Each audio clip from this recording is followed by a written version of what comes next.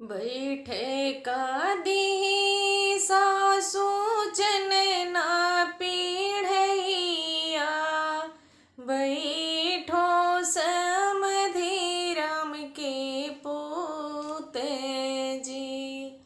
जवने की राती बेटा तुहरा जन्म भय, उह दिन देहु बताई जी।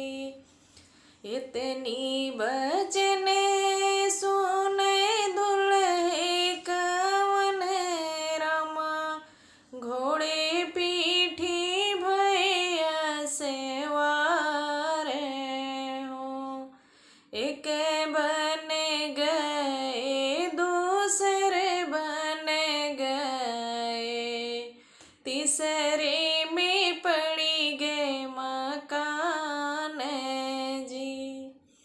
भीतरा से निकरी है मैया बढ़ई तिल, सुनो बेटा अर्ज हमारे जी। कि तो ही मोरे बेटा दहेज कम पाया, कि गया सिंधुरा भुलाई जी। नहीं मोरी मैया दहेज कम पाए, नहीं गए सिंधुरा भुलाई जी। जवने की राती मैया हमरा जन्म भय, उह दिन देहु बताई जी।